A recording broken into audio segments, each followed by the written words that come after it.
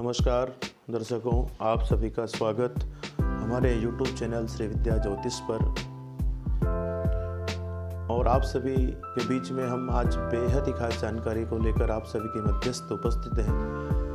विशेषतः दर्शकों, हम अभी तक वृश्चिक राशि के वार्षिक फलादेश तक पहुंच चुके हैं और वृश्चिक राशि तक का फलादेश हम कर चुके हैं। आज हम आप सभी के लिए विशेषतः धनु राशि के फलादेश को लेकर आप सभी के मध्यस्थ उपस्थित हैं। दर्शकों, देवगुरु बृहस्पति से प्रधान रूप से माने जाने वाली धनु राशि वाले जातकों के लिए सन 2022 का जो वर्ष है, यह क्या नया अवसर लेके आने वाला है और इन्हें किस कार्य में सफलता मिलने के योग निर्मित है और इनकी जन्म पत्रिका में गोचरीय विभाग के अनुसार वर्ष में कौन से वह ग्रह होंगे जो इन्हें अशुभ फल प्रदान कर सकते हैं और किन ग्रहों से इन्हें शुभ फल प्राप्त होगा और किन कार्यों में सावधानी रखना बेहद लाभदायक होगा। ऐसे ही कुछ महत्वपूर्ण बिंदुओं को आपके समक्ष वर्णन करेंगे। दर्शकों, सर्वप्रथम हम बात करेंगे धनु राशि वाले जातकों के लिए संवत 2079 का जो वर्ष है, अर्थात सन 2022 का जो वर्ष है, इस वर्ष में उन्हें किन ग्रहों से लाभ होगा और किन ग्रहों से नुकसान होने की संभावनाएं बनी हुई है। दर्शकों, बेहद ही खास जानकारी आप सभी के सम्मुख हम यहाँ से प्रस्तुत करते हैं। सर्वप्रथम हम बात करेंगे देवगुरु बृहस्पति की। देवगुरु बृहस्पति धनु राशि वाले जातकों की जन्म पत्रिका में 20 नवंबर 2021 के पश्चात 12 अप्रैल 2022 तक तृतीय भाव में गोचर करेंगे।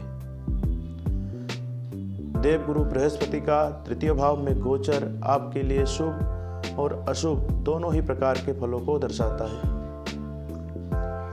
दर्शकों, तृतीय स्थान में देवगुरु बृहस्पति बेहद शुभ पुण्य फल देने की स्थिति में नहीं रहते हैं। ऐसी स्थिति में आपको आपके परिश्रम पूर्वक सफलता मिलने के योग रहेंगे। इस समय काल में आपकी माता को कष्ट हो सकता है, रोग हो सकता है, चिंता आपको बनी रहेगी, मानसिक पीड़ा भी हो सकती है। देवगुरु बृहस्पति का जो यह गोचर है, नौकरी व्यवसाय से जुड़े हुए लोगों के लिए अनैच्छिक स्थान परिवर्तन के योग भी निर्मित कर सकते हैं। अर्थात देवगुरु बृहस्पति अगर आपकी जन्म पत्रिका में शुभ स्थिति में है तो आपको निश्चित रूप से शुभ फल प्राप्त होगा यह गोचर में। अन्यथा देवगुरु बृहस्पति का तृतीय गोचर आपके लिए विशेष शुभ पुण्य फल देने वाला नहीं रहेगा। इस समय अवधि में आप देवगुरु बृहस्पति की आराधना करें, जिससे आपको अत्यंत ही शुभ पुण्य फल प्राप्त होगा। आपका ना चाहते हुए भी स्थान परिवर्तन के योग निर्मित हो सकते हैं। अर्थात नौकरी और व्यवसाय में परिश्रम पूर्वक धन लाभ होगा, अर्थात अधिक मेहनत करनी होगी, तब जाकर आपको कहीं ना कहीं आपके मेहनत के अनुसार 90% फल प्राप्त होगा। दर्शकों, हम बात करेंगे वर्ष के प्रारंभ से 29 अप्रैल 2022 तक चांदी के पात से एवं आगे 12 जुलाई 2022 से 17 जनवरी 2023 तक तांबे के पाए से आपको शनि ग्रह की 7.5 का प्रभाव विशेषतः 1 वर्ष रहेगा। यह समय शनि की 7.5 का अंतिम वर्ष आपके लिए रहेगा। इस समय में आपको कई प्रकार के अनावश्यक अशुभ फल प्राप्त हो सकते हैं। अर्थात शनि ग्रह अगर आपकी जन्म पत्रिका में बेहद शुभ स्थिति में है या आपने शनि ग्रह की 7.5 का जो प्रभाव पूर्व में मध्य में अगर अशुभ आप झेल चुके हैं, तो यहाँ आपको अंतिम समय में शुभ फल प्राप्त भी हो सकता है। अर्थात 17 जनवरी के पश्चात आपकी राशि से शनि की 7.5 पूर्णतः दूर हो जाएगी। विशेषतः 29 अप्रैल से 12 जुलाई के मध्यस्थ का जो समय काल रहेगा यह बेहद लाभदायक होगा। इस समय में शनि की 7.5 का प्रभाव आपकी राशि पर नहीं रहेगा। यह समय में शनि की 7.5 से संबंधित समस्याएं जो आपको निर्मित हो रही थी वह दूर हो जाएगी और इस समय में आपके नौकरी व्यवसाय में उन्नति के अवसर प्राप्त होंगे। आपको अपने जीवन में सफलता मिलने के भी यहाँ से योग निर्मित होंगे। अर्थात कई दिनों से अगर आप किसी भी प्रकार के रोग से परेशान हैं तो यह समय वह रहेगा जिस समय में आपका रोग भी दूर हो सकता है। अर्थात शनि ग्रह का आपको जप दान करना बेहद लाभदायक होगा। शनि ग्रह, बृहस्पति और राहु केतु की स्थिति के आधार पर पूरे वर्ष का निर्णय किया जाता है। दर्शकों, हम आगे आपसे बात करेंगे अब राहु और केतु के विषय में। राहु और केतु का गोचर वर्तमान की स्थिति में वर्ष के प्रारंभ से लेकर 12 अप्रैल 2022 तक षष्ठम भाव में विशेषतः राहु और केतु का जो गोचर है वह रहेगा।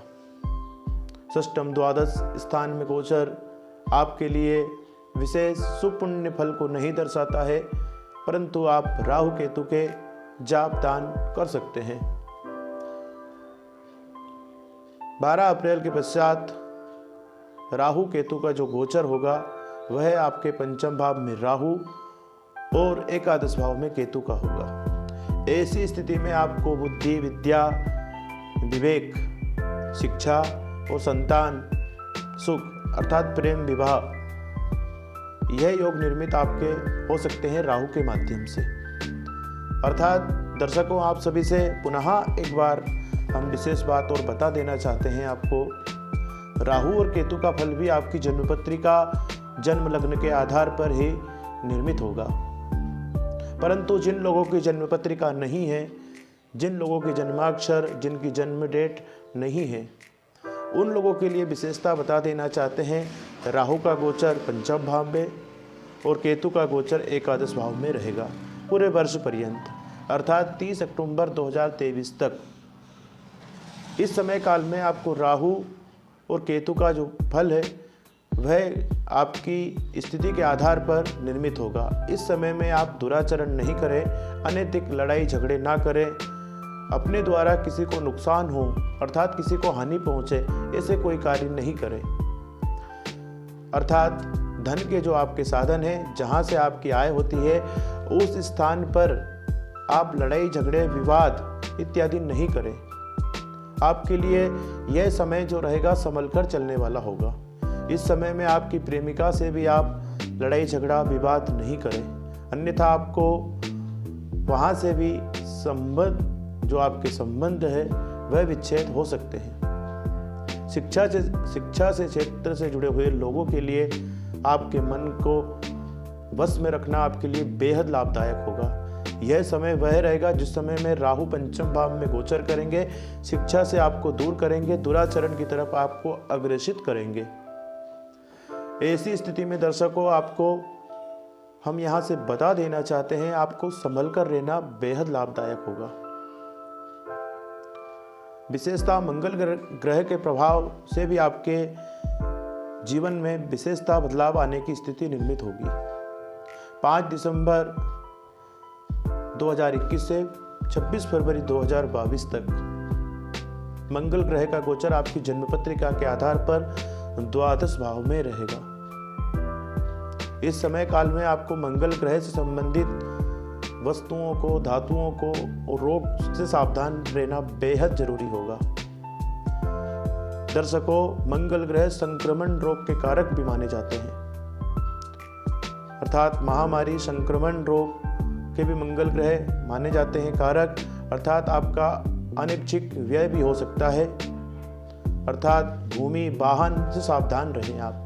भूमि संबंधित, भवन संबंधित कार्य इस समय काल में नहीं करें, अर्थात वाहन सावधानी पूर्वक उपयोग करें।